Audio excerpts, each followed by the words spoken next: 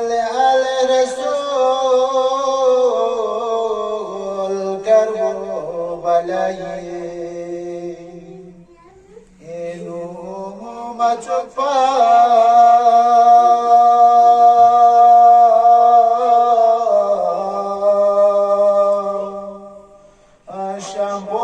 شامبونی لغینو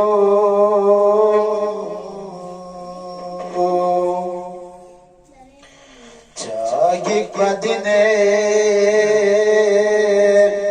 memo بابا آزم بنا سیکا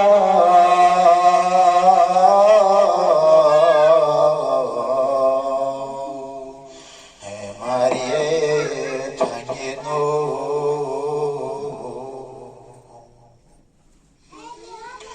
الق سهرا تربی برو او شهر دمشق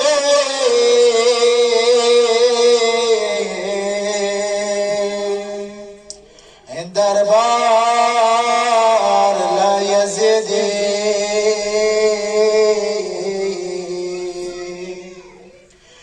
تو میگلس سے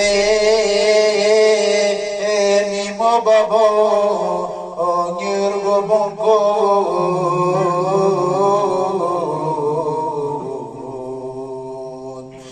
شغی شفقی دو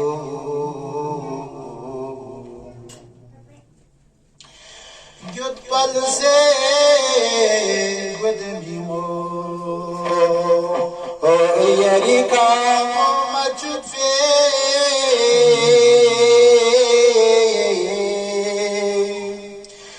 دقو کرسنی لا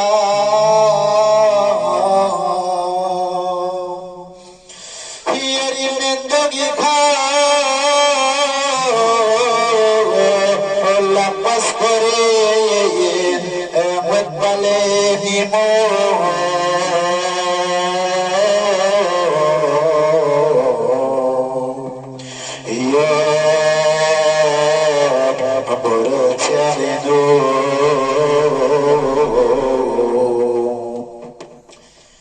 بغشش يسيم ويني اسري مراد يتقي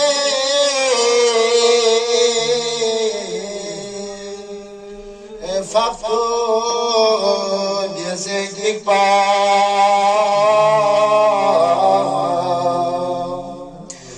بغسل كفان ميجي تمين قد ما يشامي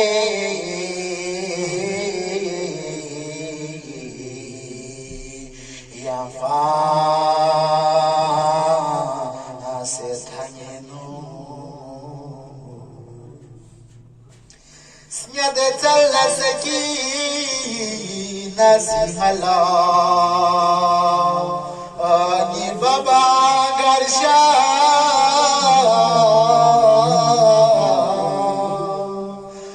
تنزري وبيس نسا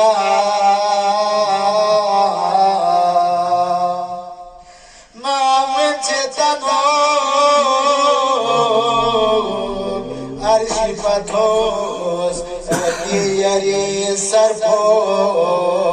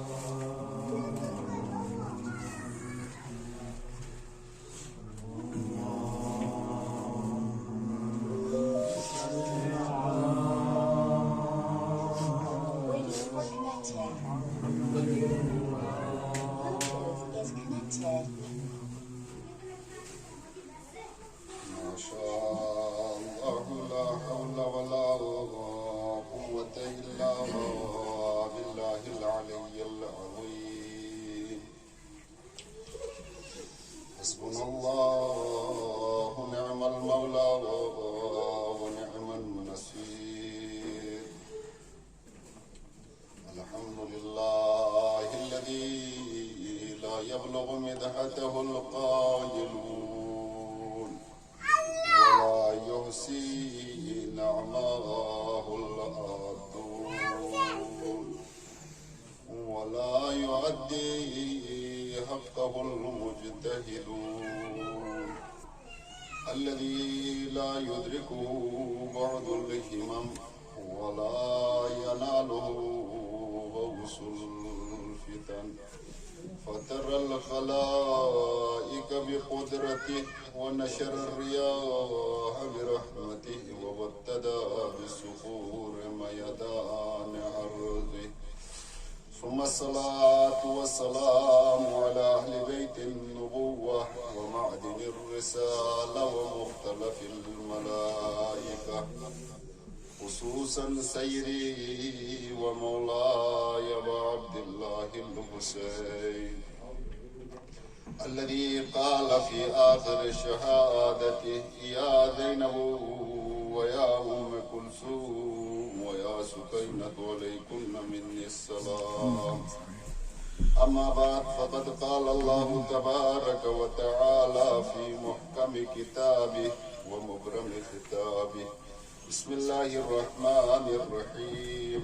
يا أيها النبي إنا أرسلناك شاهدا ومبشرا ونذيرا وداعيا إلى الله بإذنه وسراجا منيرا. صلوات پڑھیں محمد والے محمد. اللهم صل على محمد وعلى محمد. برادران عزیز، سامعین محترم، تین مناسبتیں اور تین شہادتیں ایک ساتھ ہوئی ہے، تو اس مناسبت سے جو عالم اسلام جس حالت اور نہج سے گزر رہا ہے، عراق کے اندر، لبنان کے اندر، یمن کے اندر، ایران کے اندر، پاکستان کے اندر جو مشکلات ہیں، مخصوصاً یہ عالمی وبا کے خاتمے کے لیے اور صحیحانے کی جو بھی حاجات شرعی ہیں، ان سب کو مد نظر رکھ کر اس آیت شریفہ کا 5 مرتبہ تلاوت کریں. بسم اللہ الرحمن الرحیم. اَمَّن يُجِيبُ الْمُضْطَرَّ إِذَا دَعَاهُ وَيَكْشِفُ السُّوءَ أَمَّن يُجِيبُ الْمُضْطَرَّ إِذَا دَعَاهُ وَيَكْشِفُ السُّوءَ أَمَّن يُجِيبُ الْمُضْطَرَّ إِذَا دَعَاهُ وَيَكْشِفُ السُّوءَ أَمَّن يُجِيبُ الْمُضْطَرَّ إِذَا دَعَاهُ وَيَكْشِفُ السُّوءَ أَمَّن يُجِيبُ الْمُضْطَرَّ إِذَا دَعَاهُ وَيَكْشِفُ السُّوءَ وَيَجْعَلُكُمْ خُلَفَاءَ الْأَرْضِ. پاک پروردگارہ بحق محمد وآل محمد، جہاں کہیں بھی کوئی مریض اسپتال گھر میں جو بھی مریض ہے ان کو شفائے کاملہ عنایت فرما. پاک پروردگار عالم اسلام میں جو بھی مشکلات ہیں ان کو حل فرما. پاک پروردگار علماء اسلام بالاخص رہبر معظم انقلاب کو طول عمر عنایت فرما. پاک پروردگار صاحبانہ کی جو بھی حاجت شرعی ہے ان کو پورا فرما. صلوات پر محمد وآل محمد پر. اللهم صل على محمد وعلى محمد. برادران عزیز، سب سے پہلے شہادت پیغمبر اسلام اور شہادت امام حسن مجتبیٰ صلوات اللہ علیہم اور امام رضا علیہ السلام کی شہادت کی مناسبت سے تسلیت پیش کرتا ہوں. ایک مختصر سے آیات کی خدمت میں عرض ہوا، اس کے ذیل میں چند کلمات پیش کر کے آپ کی زحمت کو تمام کراؤں گا. پروردگار عالم اس آیے کے اندر اپنے رسول کی معرفی کرتے ہوئے ارشاد فرماتا ہے: اِنَّا أَرْسَلْنَاكَ شَاهِدًا وَمُبَشِّرًا وَنَذِيرًا. یہ رسول ہم نے آپ کو شاہد بنا کے، بشارت دینے والا بنا کے اور ڈرانے والے بنا کے بھیجا ہے. وَدَاعِيًا إِلَى اللَّهِ بِإِذْنِهِ، اور اس کے اذن سے آپ دعوت دینے والے لوگوں کو اللہ کی طرف. وَسِرَاجًا مُنِيرًا، اور چراغ جو نور دینے والا. میرا موضوع یہ ہے کہ پیغمبر صلوات اللہ علیہ کے جو آخری ایام تھے حجۃ الوداع کے بعد، اس مختصر سے مدت کے اندر وہ کون سے کلمات، کون سے وصایا، کون سے جہان اسلام کے لیے کلمات اور پیغامات تھے جو پہنچانا چاہتا تھا پیغمبر اسلام. اس مطلب کو بیان کرنے سے پہلے مقدمتاً ایک نظریہ جو جہان اسلام کے اندر مطرح ہوا ہے اس کی طرح اشارہ کرنا لازم ہے۔ علامہ ندوی آپ میں سے جانتے ہیں اکثر و بیشتر، ابو الحسن ندوی جو عالم اسلام کے مایہ ناز خطیب اور محقق تھے اہل سنت کے، آپ نے ایک کتاب لکھی ہے، اس کتاب کا نام ہے دو متضاد تصویریں۔ اس کتاب کے اندر اہل سنت اور مکتب اہل بیت کی تصویر گری کی ہے آپ نے۔ یوں تو آپ کی ایک اور کتاب بھی ہے سیرت پیغمبر کے بارے میں، سیرت النبی کے نام سے، اور ساتھ ساتھ علامہ مودودی جس نے پاکستان کے اندر مختلف موضوعات کے اندر قلم اٹھایا ہے، اس نے بھی کتاب لکھی ہے سیرت پیغمبر پر۔ اس دو متضاد تصویروں کے اندر آپ نے یہ کوشش کی ہے کہ عالم اسلام کے اندر جو دو گروہ ہیں مکتب اہل بیت اور اہل تسنن کا، ان کے بارے میں گفتگو کرنے کی کوشش کی۔ اس نے جو تصویر گری کی ہے اس کو مختصر طور پر میں پہلے پیش کروں گا، پھر اس کے بعد پیغمبر کے آخری جو وصایا ہے ان کی طرح جاؤں گا۔ وہ کہتے ہیں کہ اگر عالم اسلام کے اندر آپ تاریخی کتاب کے اندر، لٹریچر کے اندر مطالعہ کریں گے مختلف کتابوں کا، مقالات کا، تحقیقات کا، تو دو واضح چہرے سامنے آتے ہیں۔ ایک چہرہ یہ ہے کہ صحابہ پیغمبر کے حوالے سے، وہ یہ ہے کہ وہ جو اہل سنت جو چہرہ پیش کر رہا ہے، وہ چہرہ یہ ہے کہ بالکل جس طرح عالم تشیع کے اندر، مکتب اہل بیت کے اندر، اور اگر یہ سوال اٹھائے، ائمہ آپس میں لڑتے تھے، جھگڑتے تھے کسی حکومت کے لیے، کسی دولت کے لیے، تو یقینی بات ہے ہمارا ٹمپریچر اوپر جاتا ہے، ہم اس بندے کو ماننے کے لیے تیار نہیں ہوتے ہیں۔ بالکل ایک ایسی تصویر اہل سنت نے صحابہ پیغمبر کی بنائی۔ اگر کوئی سوال اٹھائے اہل سنت کے اندر پیغمبر کے صحابہ کے بارے میں، تو وہ کسی طرح سے بھی ماننے کے لیے تیار نہیں ہوتے۔ تو وہ کہتا ہے کہ یہ جو دو تصویریں ہیں، تصویر اول یہ ہے کہ پیغمبر صلوات اللہ علیہ کی رحلت کے بعد بالکل پیغمبر نے ایک جماعت تیار کر دی تھی۔ وہ جماعت کے بارے میں پیغمبر جانتے تھے آئندہ جہان اسلام کی قیادت، رہبریت، مسلمانوں کے اندر جو مشکلات آئے گی وہ درست طریقے میں چلا سکتے ہیں۔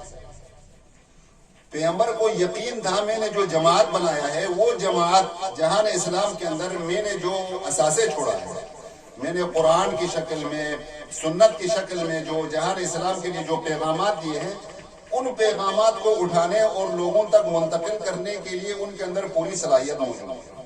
پیغمبر کو پتا تھا یہ کسی بات پہ نہیں لڑیں گے، یہ آپس میں جھگڑا نہیں کریں گے، دنیاوی دولت، متاع ان کے سامنے کوئی چیز نہیں تھا۔ یعنی گویا ایک ایسا معصومانہ چہرہ پیش کیا ہے اس نے، جس طرح ہم ائمہ معصومین کے بارے میں پیش کرتے ہیں۔ پھر وہ اہل سنت کی اس چہرے کو روک کر کہتا ہے عالم تشیع کے اندر کتابوں اور ان کے مواد کو دیکھیں، ان کے جو محققین کے نظریے کو دیکھیں، تو ایسا لگتا ہے پیغمبر صلوات اللہ علیہ کے بعد گویا صحابہ انتظار میں تھے پیغمبر کی رحلت کے بارے میں، کہ جو ہی رحلت ہوگی وہ حکومت کے بارے میں، پیغمبر کی سنت کے بارے میں، قرآن کے بارے میں آپس میں لڑ پڑیں گے۔ یہ دو متضاد تصویریں ہیں صحابوں کے بارے میں۔ اس تصویر کو آپ نے کتاب کے تقریباً 200 کے قریب پیج میں ثابت کرنے کی کوشش کی ہے کہ کون سا نظریہ درست ہے، کون سا نظریہ غلط ہے، اور ہم اسی نظریے کو تفسیر کے مقدمے میں بھی نکالیں گے۔ اور علامہ مودودی نے بھی جو سیرت النبی ہے اس کے اندر بھی یہ مقدمے کے اندر لکھا ہے کہ یہ جو دو متضاد تصویریں ہیں پیغمبر کے حوالے سے، اسلام کے حوالے سے، یہ دو مختلف تصویریں ہیں جو جہان اسلام میں ساری وہ جاری ہے۔ تو اہل سنت کے بارے میں اور مودودی کے بارے میں یہ عرض کروں کہ اسی سیرت کے اندر یہ جملہ لکھا ہے، اس نے کہا ہے کہ یہ ہو ہی نہیں سکتا، صحابہ پیغمبر آپس میں لڑیں گے، جھگڑیں گے، یہ اصلاً پیغمبر کی سنت کے محافظ تھے، یہ آئندہ اسلام کی قیادت اور رہبری کے لیے پیغمبر نے ان کو تربیت دی تھی۔ لیکن افسوس یہ ہے جو ہی اس نے خلافت و ملوکیت کی کتاب لکھا اور وہاں پہ اس صحابے کے اوپر حملہ کرنا شروع کر دیا، تو اہل سنت نے کھل کے اس کو کہا یہ کیا ہوا۔ یعنی جس نظریے کی پرچار کر رہا تھا، جس نظریے کی تبلیغ کر رہا تھا، دلائل دے کے اس بات کر رہا تھا، معمولی سے اشکال اٹھانا شروع کر دیا، خود پر حملے ہونے شروع ہو۔ تو یہ جو دو متضاد تصویریں ساری وہ جاری ہیں، اس کے اوپر ہم دیکھیں گے۔ یہ میرے موضوع سے اس لیے مربوط ہے چونکہ پیغمبر کے جو آخری کلمات ہیں، آخری خطبات ہیں، وہ کیا تھے؟ وہ ایسا ہی تھا جس طرح اہل سنت جس رخ کو پیش کر رہا ہے، یا ایسا تھا جس طرح عالم تشیع عالم مکتب اہل بیت پیش کر رہا ہے؟ پیغمبر کے رحلت کے بعد کوئی اختلاف ہی نہیں ہوا، یا کسی چیز کے بارے میں اختلاف تھا صحابے کے درمیان؟ تو اگر تاریخی قدیمی کتابوں کا کوئی مطالعہ کرے، کوئی منصف اٹھ کے دیکھے، تو وہ بآسانی طریقے سے نہایت جرأت کے ساتھ کہہ سکتا ہے کہ یہ جو تصویر گری اہل سنت نے صحابے کی دی ہے، اور ہم نے ساتھ ساتھ وحدت کی بھی حفاظت کرنا ہے، ہم نے احترام کی بھی حفاظت کرنا ہے، ہم نے کوشش یہ کرنا ہے کہ احترام کے ساتھ جواب دینا ہے، اور ہمیں احترام کرنے کی اصلاً ہمیں کسی کی توہین کی ضرورت نہیں ہے۔ جب آپ کے پاس منابع موجود ہے، دلائل موجود ہے، متقن موجود ہے، تو کسی کی توہین کی ضرورت نہیں ہے۔ انہی کتابوں کو اٹھا کے انہی کے سامنے رکھنے سے یہ بہترین جواب بن جائے گا۔ صلوات پڑھے محمد وعلی محمد۔ اللهم صل على محمد وعلى محمد وعجل۔ یہ دو متضاد تصویریں ہیں، اور پیغمبر کے آخری جو وصایات ہے رحلت کے نزدیک 2 مہینے یا 1 مہینہ 20 دن کے قریب جو اختلاف ہے تاریخ کے اندر، وہ یہ ہے کہ ان وصایا کے اندر جو مشکل ہے وہ یہ ہے کہ ایک تو یہ ہے کہ ان وصایا کے اندر کوئی مستقل تحقیقی کام نہیں ہوا ہے۔ سیرت کی کتابوں میں آپ نے بہت سے سنا ہوگا، یقینی بات ہے کچھ جملے کاٹ کوٹ کر کسی نے نقل کیے ہوں گے، لیکن ایک مستقل کتاب، مستقل تحقیق، مستقل مقالہ کی ایک پیغمبر کے آخری وصایا کیا تھے جو جہان اسلام کے بارے میں گفتگو کی تھی، یہ کون سا تصویر تھا پیغمبر جو عالم اسلام میں چھوڑنا چاہتا تھا، کس طریقے میں مسلمانوں کی قیادت اور رہبریت، مسلمانوں کے سیاسی امور، مسلمانوں کے مذہبی امور کو کس طریقے سے چھوڑنا چاہتا تھا، اس کے اوپر کوئی ایسی تحقیق محکم نہیں ہوئی ہے۔ دوسرا نقطہ یہ ہے کہ جو مدارک، اگر کہیں تحقیق ہوئی ہے تو بھی مدارک جو نقل ہوئے ہیں وہ مدارک منابع دوم سے نقل ہوئے ہیں۔ عالم اسلام کے دست اول جو منابع ہیں اس سے بہت کم آپ کو ملے گا کہ جا کر کسی نے تحقیق کی۔ تیسرا نقطہ یہ ہے کہ مذہبی جو تعصب ہے ان منابع کے اندر جنہوں نے نقل کیا ہے وہ آپ کو جگہ جگہ میں ملے گا، کہ ہر بندے نے اپنے مذہب کے، اپنے نظریے کے تحت کسی حصے کو اٹھا کے نقل کیا ہے۔ تو میری پہلا جو سوال یہ ہے کہ آیا پیغمبر نے کوئی وصیت کی تھی یا نہیں کی تھی؟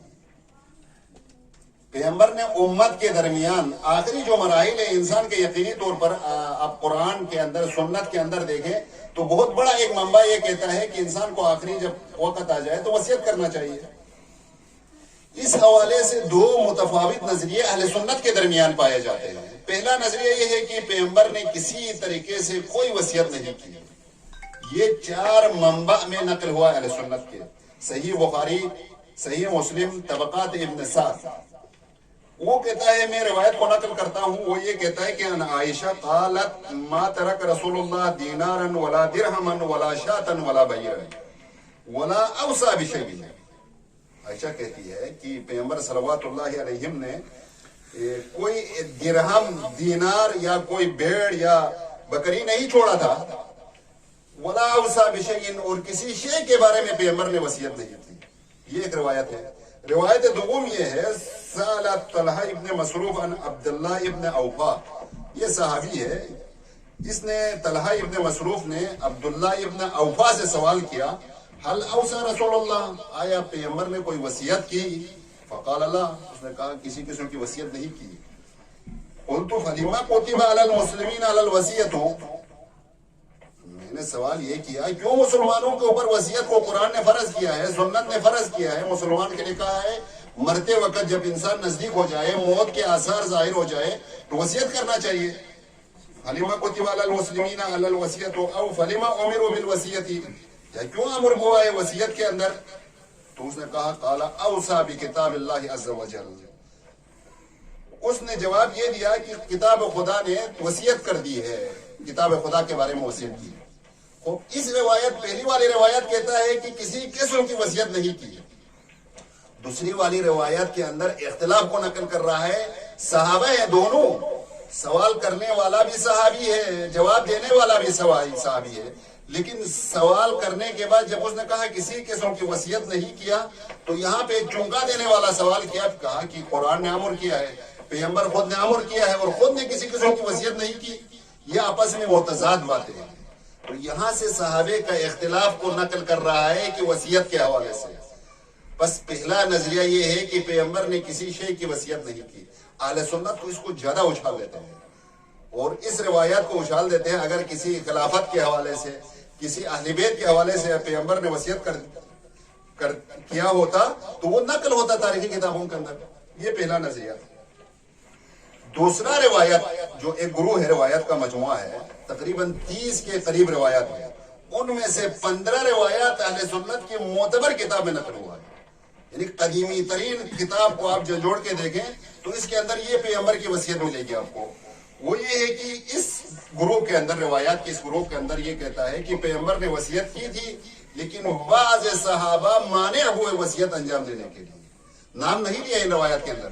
دوسرا گروہ روایات کے اندر کہتا ہے کہ پیغمبر وصیت کرنا چاہتا تھا لیکن بعض صحابہ مانے ہوئے اس پیغمبر کے وصیت کے لیے. جیسا کہ قدیمی ترین منابع اہل سنت سے، جیسا کہ صحیح بخاری سے میں نقل کرتا ہوں، وہ یہ ہے کہ سعید ابن جبیر ان ابن عباس انہو قال یوم الخمیس. سعید ابن جبیر نے ابن عباس سے نقل کیا ہے کہ وہ کہتا ہے یوم الخمیس. وما یوم الخمیس، جمعرات کا دن آپ جانتے ہیں جمعرات کا دن کیا دن ہے.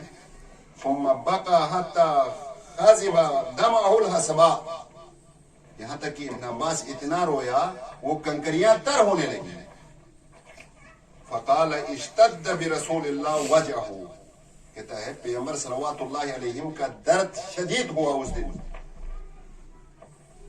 یوم الخمیس. فقال، پھر پیغمبر نے کہا ایتونی بکتاب اکتب لکم کتابا لن تزلوا بعدہ ابدا.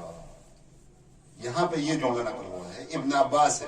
کہتا ہے پھر پیغمبر نے کہا مجھے ایک کتاب لاؤ، ایک ایسی کتاب لاؤ میں آپ لوگوں کے لیے لکھ دیتا ہوں، چھوڑ دیتا ہوں، لن تزلوا بعدہ ابدا، میرے بعد آپ گمراہ نہیں ہوں گے. فتنازعوا، صحابہ کرام نے، جو صحابہ تھے وہاں پہ پیغمبر کے سامنے رہنے والوں نے آپس میں جھگڑا کرنے لگے. ولا ينبغي عند نبي تنازع، ابن عباس کہتا ہے کہ سزاوار نہیں تھا پیغمبر کے محضر میں کوئی آدمی آپس میں لڑے، جھگڑا کرے. قرآن نے صاحب واضح فرمان دیا ہوا تھا. فقالوا حجر رسول اللہ. یہاں پہ ابن عباس جو جملے استعمال کر رہا ہے اس پر غور کریں. یہاں پہ کسی کی طرف نسبت نہیں کی. کہا فقالوا، کچھ لوگوں نے کہا حجر رسول اللہ، نعوذ باللہ پیغمبر ہزیان مر رہے. قال، پیغمبر نے فرمایا دعونی فالذی ان فیہ خیر مما تدعوننی الیہ. پیغمبر نے کہا چھوڑ دے، مجھے ترک کر دے، نکل جائے یہاں سے. وہ چیز جو تم پکارتے ہو اس سے بہتر ہے جو میرے پاس ہے. وَأَوْصَى عِنْدَ مَوْتِهِ بِثَلَاثٍ، پھر کہتا ہے روایات کے جملوں کے اندر، بس ایک وصیت تو لکھنے نہیں دیا لیکن پیغمبر نے وصیت کی 3 چیزوں کی. فَالَّذِي أَخْرِجُ الْمُشْرِكِينَ مِنْ جَزِيرَةِ الْعَرَبِ، پہلی وصیت یہ تھی کہ جزیرہ عرب سے مشرکین کو نکال دے. وَأُجِيزُ الْوَفْدَ بِنَحْوِ مَا كَانَتْ أُجِيزَهُمْ، اور اجازت دے دے جو گروہ، جو باہر ممالک سے جو وفد آتے ہیں، جو گروہ آتے ہیں، سفارتی جو تعلقات ہیں، اسی طریقے پہ برقرار رکھیں جس طریقے سے میرے زمانے میں برقرار تھے. وَنَسِيتُ الثَّالِثَةَ، تیسری وصیت کو کیا کر دیا، میں نے فراموش کر دیا. پھر صحیح بخاری کتاب مغازی میں لکھتا ہے، کہتے سکت عن ثالث سے جو ہے خاموش رہا. او قال نسیتها، یہ جملہ نقل ہوا ہے صحیح بخاری میں. کہتا ہے یا تو وہ خاموش رہا یا اس نے فراموش کر دیا. ابن سعد اور طبری نے اس جملے کے ذیل میں لکھا ہے سکت عنها عمدن، یہ خاموش رہا جان بوجھ کر، نہیں کہ اس کو یاد نہیں تھا یا وہ پلٹنا چاہتا تھا. بس دوسری روایات جو آیا ہے اس کے اندر صریحاً یہ کہا ہے کہ وصیت کی ہے پیغمبر صلوات اللہ علیہ نے، اور کتاب مانگا پہلا، اور وہ کتاب دینے سے صحابہ نے انکار کر دیا، مجمع کے اندر لڑنے اور جھگڑنے لگے.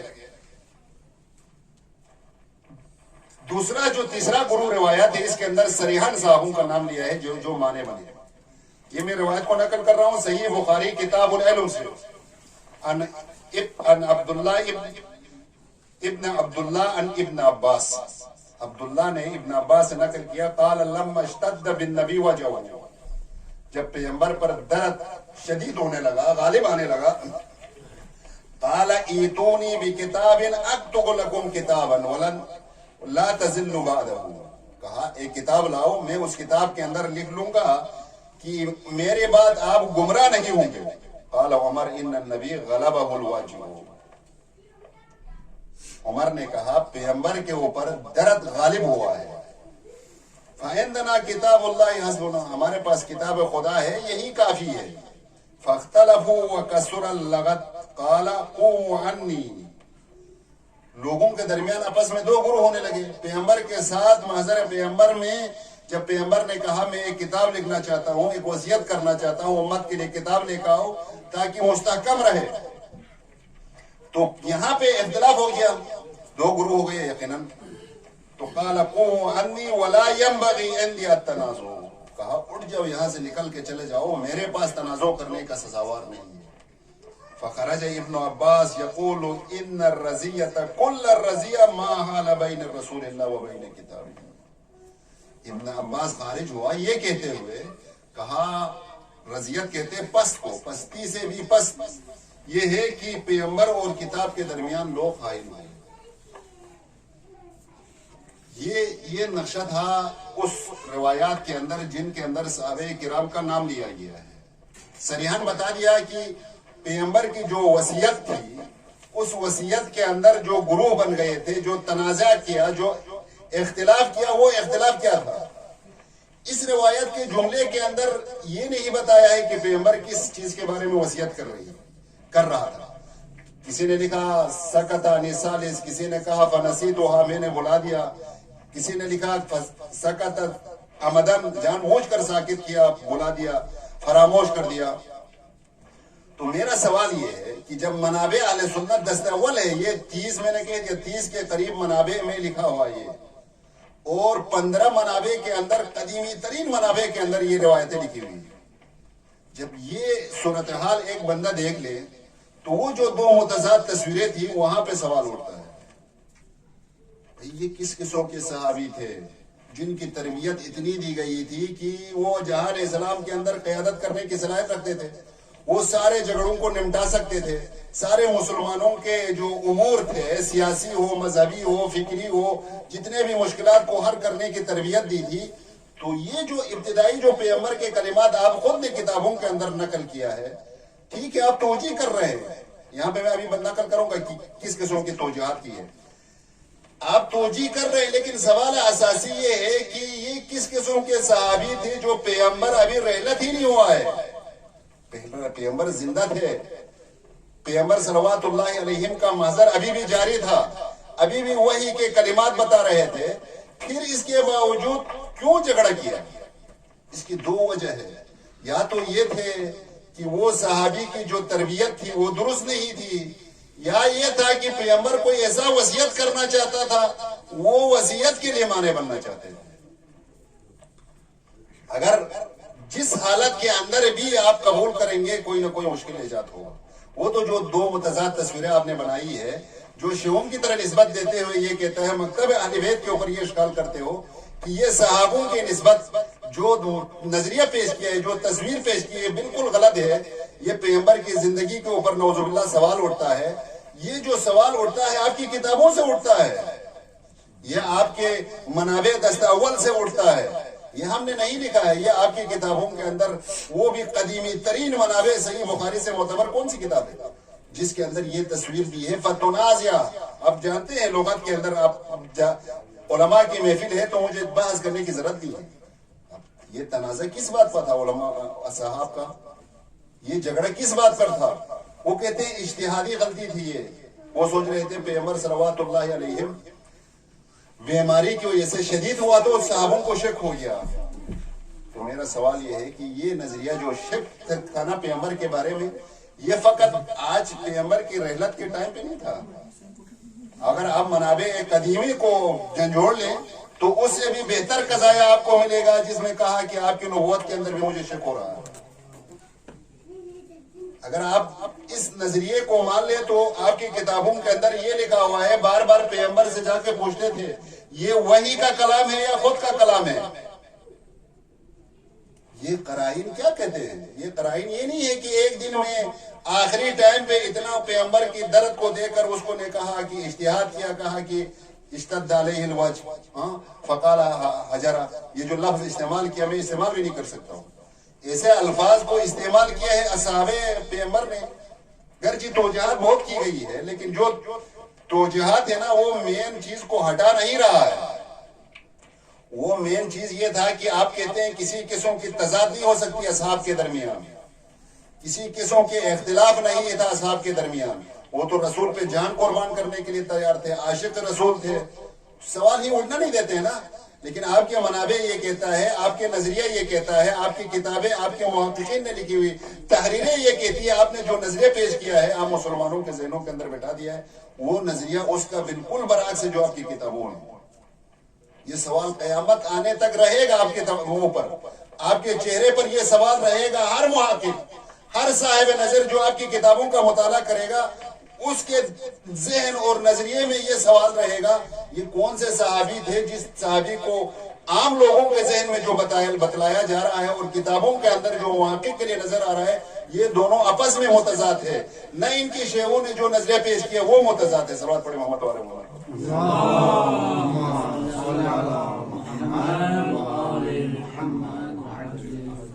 لذا پیغمبر صلوات اللہ علیہ کے لیے مانے ہوئے. اور ایک جملہ جو میں مہم یہ ہے، آپ دیکھیں لن تضلوا بعد ما، یہ جو جملہ ہے نا یہ آپ کو کچھ چیز کا یاد دلاتا ہے. یہ اہل سنت کے منابع کے اندر نقل ہوا. یہ کس چیز کا یاد دلاتا ہے؟ حدیث ثقلین کو. بالکل اس کے اور اس کے جملے برابر ہے. پیغمبر صلوات اللہ علیہ نے پہلے غدیر قوم کے اندر، اس سے پہلے حجۃ الوداع میں نزدیکی وہ سارے منابع کو میں اور مطالب کو بتانے کا ٹائم نہیں ہے اور وقت نہیں ہے. اس سے پہلے جیش و اسامہ کے بارے میں جو کلمات کہے، صحابوں نے جو اختلاف کیا، وہ سب کے سب پیغمبر زندہ تھے. چلو ٹھیک ہے، رحلت کے بعد صحابوں کا اختلاف ہو سکتا ہے لیکن زندہ جب پیغمبر تھے صلوات اللہ علیہ، صحابہ اسامہ کے ساتھ جو لشکر بھیجا، غدیر خطبہ جو دیا، اعلان جو کیا، یہ سارے کے سارے زندہ حالت پیغمبر میں تھے اور اختلاف کر گئے تھے صحابہ. تو ایسا تصویر جو شیعوں نے پیش کی ہے اس کے لیے جو قرائن ہے وہ مضبوط تر ہے اس چہرے سے جو اہل سنت پیش کر رہا ہے. وہ ایک معصومانہ چہرہ ہے، وہ ایک معصومانہ. آپ دیکھیں ابھی پاکستان کے اندر صحابہ کے حوالے سے کتنا بڑا زیر شور چل رہا ہے. ٹھیک ہے، ہم توہین نہیں کر رہے ہیں، ہم سوال اٹھا رہے ہیں. جو آپ نے تصویر کشی کی ہے کہ صحابوں کے درمیان کسی قسم کا اختلاف نہیں تھا، نزاع نہیں تھا، تو نزاع اور اختلاف تو ماشاءاللہ اتنا ہے کہ کوئی چھپا ہی نہیں سکتا ہے. لیکن جو پیغمبر کے کلمات کے حوالے سے اور پیغمبر کے فرامین کے حوالے سے آپ جو کہہ رہے ہیں کہ ہم صحابہ تمعن و تعاطن مان رہے تھے. آپ دیکھیں ابن تیمیہ اسی روایت کے ذیل میں عجیب و غریب کلمات نقل کرتا ہے، توجیہ کرتا ہے. کہتا ہے کہ عمر کوئی ابوبکر سے فضیلت والا شخص نہیں تھا، اس نے بولا تو کوئی مشکل نہیں ہے. یہ توجیہ کیا ہے. دوسرا یہ کوئی توجیہ کرتا ہے، کہتا ہے کہ ہر صاحب مرض جو مریض ہوتا ہے وہ طبعی طور پر اس کی حالات متغیر ہوتی ہے، تبدیل ہوتا رہتا ہے. تو عمر نے بھی دیکھا پیغمبر صلوات اللہ علیہ کی حالات تبدیل ہو رہی تھی، تو اس نے سوال اٹھایا بھائی یہ جو وصیت لکھ رہے ہو یہ کس حالت میں ہے؟ یہ قرآن کے بالکل برعکس ہے. وما ينطق عن الهوى ان هو الا وحي يوحى. کوئی بھی پیغمبر کے بارے میں ایسے کلمات کوئی بول سکتا ہے؟ لیکن ان کو مشکل یہ ہے کہ اہل بیت کے حوالے سے جہاں بھی کوئی جملہ آ جائے یا کوئی کلمہ آ جائے یا کوئی ایسا رخنہ آ جائے جس میں مسلمان سوال اٹھا سکے، اس کی غلط قسم کی توجیہات کر دیتے. کوئی ایسا مفکر جس نے منہاج السنہ 40 جلد لکھا ہے وہ اس عجیب و غریب قسم کی تعبیرات پیش کر رہا ہے. بھائی صریحاً لکھا ہے صحابہ آپس میں تنازع کر رہے تھے، جھگڑا کر رہے تھے، نزاع کر رہے تھے. اور اتنا حد تک اسی روایات کے ذیل میں روایت نقل ہوئی ابن سعد اور تبری دونوں نے، کہتا ہے کہ یہ جملہ کہا جب وہاں پہ کہا پیغمبر نے لاؤ کتاب کو میں لکھنا چاہتا ہوں، تو خلیفہ دوم نے کہا کہ اصلاً پیغمبر مرنے والا نہیں ہے، پیغمبر مرے گا نہیں، ہم تو روم کو فتح کرنے والے ہیں. پتہ نہیں 3-4 شہروں کا نام دیا. یعنی پیغمبر کی موت کا انکار کر دیا. اور نہ فقط انکار کر دیا، بعد میں جب پیغمبر کی رحلت ہو گئی تو وہاں پہ خلیفہ اول موجود نہیں تھے، وہ اپنے اس کسی گاؤں میں محلے میں رہتے تھے. آنے تک بالکل مسلمانوں کے کسی کو ہاتھ لگانے نہیں دیا. کہا پیغمبر رحلت ہونے والا نہیں ہے. جب آگے خلیفہ دوم نے یہ آیت سنایا انک میت و انہم میتون، تو عمر نے کہا یہ قرآن میں ہے. یہ خلیفہ دوم کا سوال ہے جو تاریخی معتبر منابع میں نقل ہوا ہے. یہ احترام اور غیر احترام کا معنی نہیں ہے، یہ سوال ہے. جب اتنا بڑا تنازع مسلمانوں کے درمیان ہے تو ہر سوچنے والے کے ذہن میں ایک سوال ہوتا ہے، وہ سوال کا جواب دینا پڑے گا. وہ یہ ہے کہ پیغمبر اپنے بعد امت کے لیے نگران تھے یا نہیں تھے؟ اگر جو تصویر مودودی صاحب نے یا علامہ ندوی صاحب نے پیش کی ہے اس نظریے کے مطابق تو پیغمبر کے اندر کسی قسم کی نگرانی نہیں ہونا چاہیے. پیغمبر پھر کسی قسم کا درد دل نہیں رکھنا چاہیے، چونکہ کامل تربیت دے چکا ہے، اسلام کے حوالے سے بول چکا ہے، آئندہ جہان اسلام کی واضح روشن تصویر ان کے سامنے دی ہے. تو پھر کس چیز کے بارے میں پیغمبر خوفناک تھے؟ کس چیز کے بارے میں پیغمبر بار بار مسلمانوں کو آواز دے رہے تھے؟ پھر کس چیز کے لیے پیغمبر وصیت لکھ رہے تھے؟ یہ سوال ہمیشہ رہے گا. اگر آپ نے جو تصویر پیش کی ہے اگر نہیں ہے تو ہماری تصویر کو ماننا پڑے گا. یقیناً اصحاب کے درمیان اختلاف تھا. یہ جو اختلاف ہے پیغمبر کے وصایا سے بھی ظاہر ہوتا ہے. لذا اس پیغمبر صلوات اللہ علیہ کے اسی ہدف کی بنا پر حدیث ثقلین کے اندر اہل بیت کو بیان فرمایا کتاب اللہ و عطرتی، آپ تمسک کرو کتاب خدا اور عطرت کے ساتھ، لن تضلوا بعدی ابدا، ہرگز گمراہ نہیں ہو جاؤ گے اگر دونوں سے تمسک کرو. تو یہ روایات اور اس روایات کے جملہ دونوں ایک دوسرے کے ساتھ مل رہے ہیں، جس میں پیغمبر نے فرمایا ایک ایسی کتاب لکھوں گا لا تضلوا بعدہ، ادھر کہا لن تضلوا بعدی ابدا حتی یرد علی الحوض. تو یہ پیغمبر صلوات اللہ علیہ کا وہ درد تھا، وہ منشور تھا جو جہان اسلام کے اندر پیش کرنا چاہتے تھے. اسی منشور کے پیش کرنے کے لیے جو موانع ایجاد ہوئے جہان اسلام کے لیے، اس نے جہان اسلام کے اندر اتنا انحراف ایجاد کر دیا کہ دو گروہوں میں بڑھ گئے جہان اسلام. اور آج بھی اس کا خمیزہ بھگت رہے ہیں، آج بھی اسی مشکلات میں گرفتار ہے. اگر دیکھیں جہان اسلام کے اندر آپ فلسفہ والوں کا ایک کلمہ ہے خیر دلیل ما وقع، بہترین دلیل یہ جو چیز واقع ہوا ہے. اب دیکھیں صحابہ کرام چلے گئے چند صدیوں کے بعد، حکومت اسلامی خدا حافظ دروازہ بند کر دیا. چند ہی مدت کے اندر جہان اسلام کے اندر جو بہترین اور محکم ترین حکومت تھی اس کو لپیٹ دیا گیا. اور مسلمانوں کے اندر ماشاءاللہ فقہی اختلافات، فلسفی اختلافات، عقلی اختلافات، آپ دیکھیں کہ کتابوں کے اندر بے تحاشا آپ کو اختلافات ملیں گے. ان سب کا راستہ کھول دینے والا کون تھے؟ یہی تھے. اگر یہ وصیت لکھنے دیتے، اگر یہ اس نظریے اور نہج کو جہان اسلام کے اندر جاری ہونا دیتے تھے جو پیغمبر صلوات اللہ علیہ چاہتا، تو آج جہان اسلام کا نقشہ ہی الٹ ہوتا. آج جہان اسلام کے اندر جو اقتدار تھی، جو سیاسی حکومتیں تھیں، اس کا نقشہ ہی الٹ ہوتا. صلوات پڑھیں محمد والے محمد.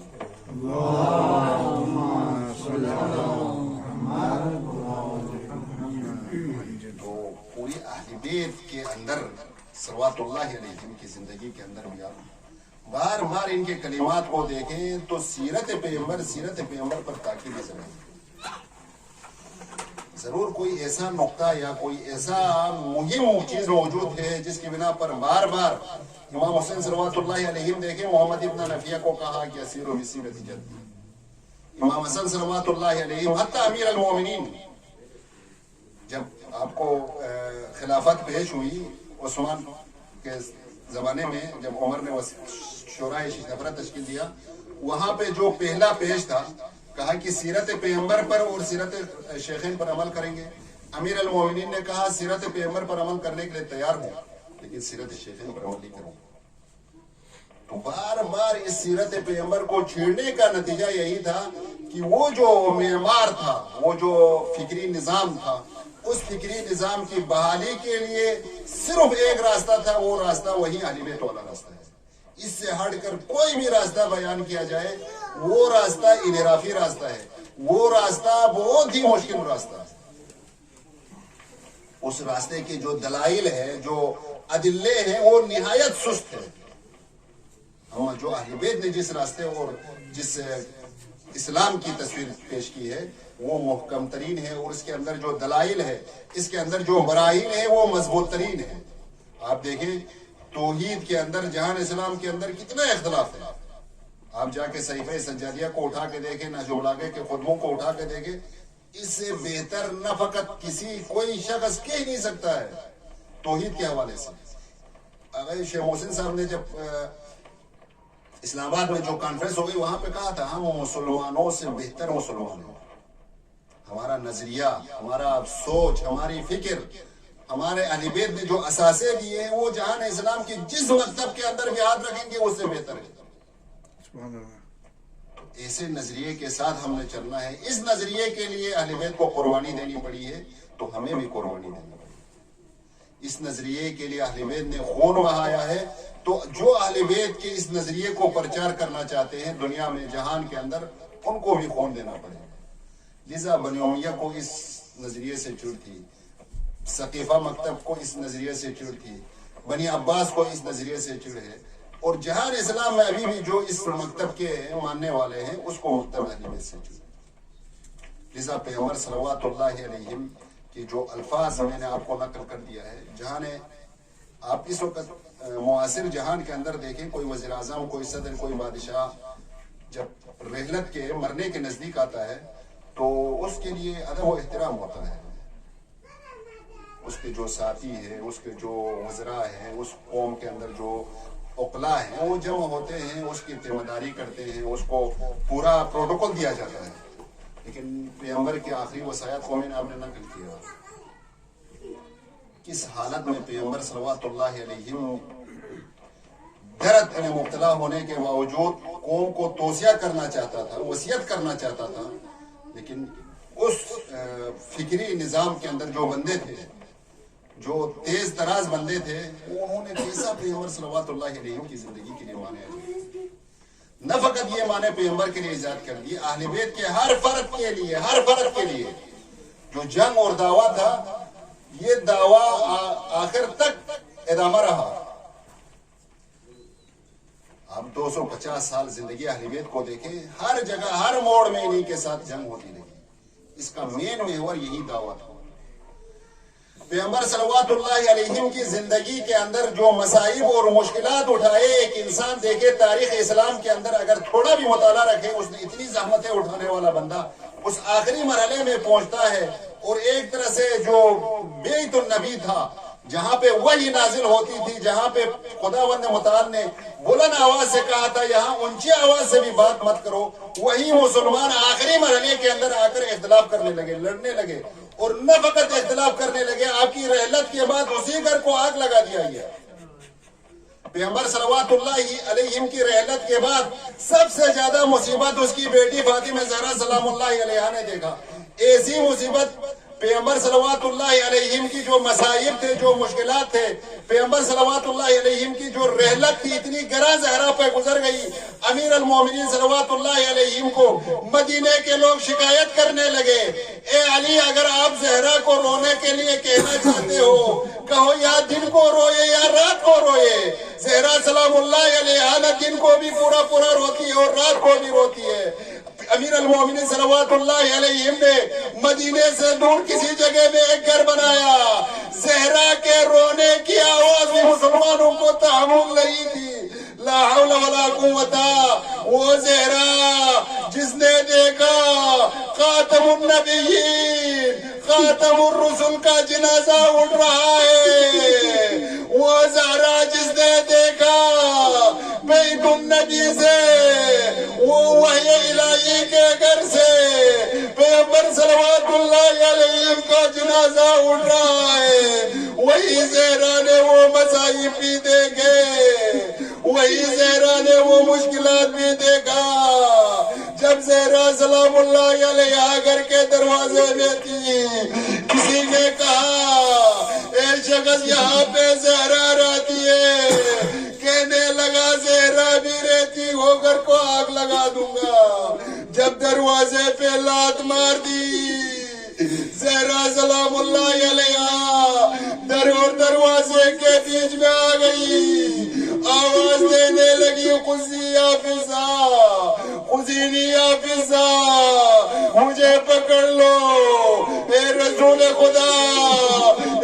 اور جنازہ مدینے میں اٹھا تھا، وہ جنازہ آپ کے روزے کی طرح لایا جا رہا تھا، لیکن مسلمانوں نے اس جنازے پہ بھی تیرباران کر دی۔ اجرکم اللہ، یہ وہی مسلمان تھے فرزند زہرا پہ ہر شخص جنازے کا احترام کرتا ہے، لیکن وہی لوگ اٹھ کھڑے ہو گئے، کہا پیغمبر کے روزے پہ دفن ہونا نہیں دیں گے۔ ایک جنازہ خراسان میں بھی اٹھا۔ الا لعنت اللہ علی القوم الظالمین وسيعلم الذين ظلموا أي منقلب ينقلبون۔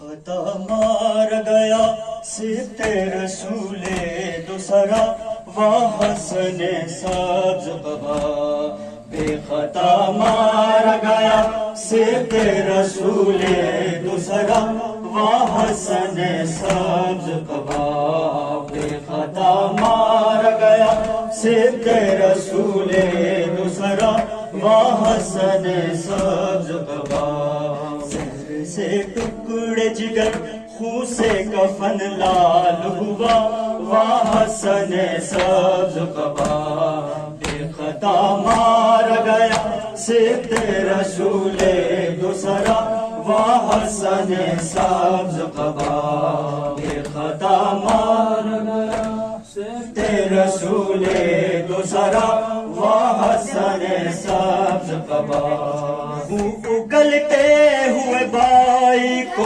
بہن نے دیکھا اور تڑپ کر یہ کہا تیری غربت پہ بھائی تیری زینب فدا واہ حسن سبز قبا بے خطا مار گیا سبت رسول دوسرا واہ حسن سبز قبا بے خطا مار گیا سبت رسول دوسرا واہ حسن سبز قبا ماں کے دکھ سے اب آزاد کہاں تھی زینب ہو گیا کیسا غزا ہو گیا کیسا غزا آپ زندہ نہ رہا بائی سوئے خلد گیا واہ حسن سبز قبا بے خطا مار گیا سبت رسول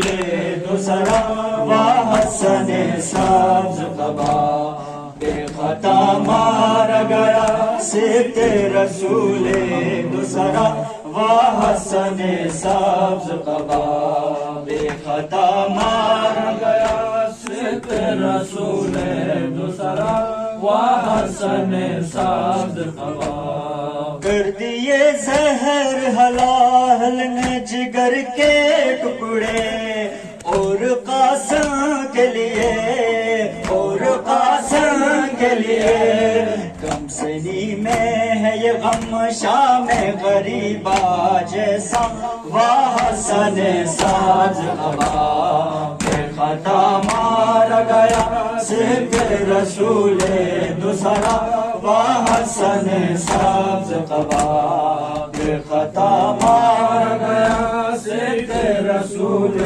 دوسرا واہ حسن سبز قبا بے خطا مار گیا سبت رسول دوسرا واہ حسن سبز قبا بے خطا تو عاشقی چه حالیه تو عاشقی چه راضیه تو عاشقی چه حالیه تو عاشقی چه راضیه حسینی یا بگید حسن شب غریب نوازیه شب غریب نوازیه روی سر من سایه دست کریمه این عرض ارادت همه زندگیمه به طرف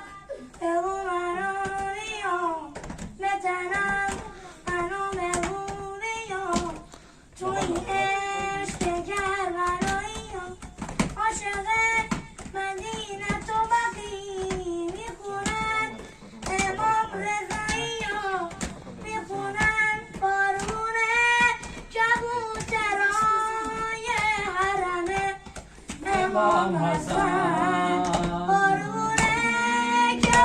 دارم یه حرمه امام حسن بارونه این همه نور با کرمه امام حسن بارونه این همه نور با کرمه امام حسن یا امام حسن یا امام حسن یا امام حسن آقا یا امام حسن یا امام حسن یا امام حسن آقا توی که ما هر شبی توی که ذکر همه توی که ما هر شبی توی که ذکر همه شده فقط یه جلوه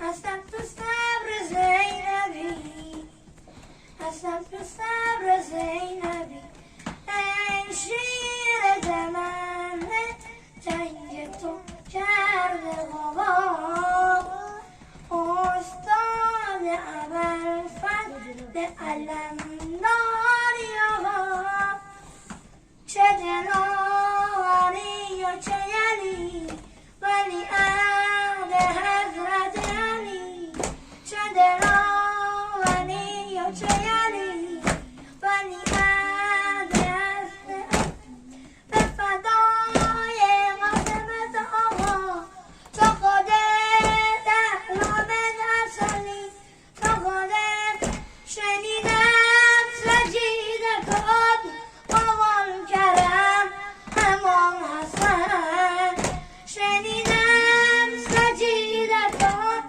بابام کرم امام حسن شما را رها کنم کجا برم امام حسن شما را رها کنم کجا برم امام حسن تو منو رها کنی کجا برم امام حسن نمیتونم دیگه کرد بنا برم امام حسن نمیتونم دیگه کرد بنا برم امام حسن یا امام حسن یا امام حسن یا امام حسن آقا یا امام حسن یا امام حسن یا امام حسن آقا زریه تو بنا میشه با چه شکوه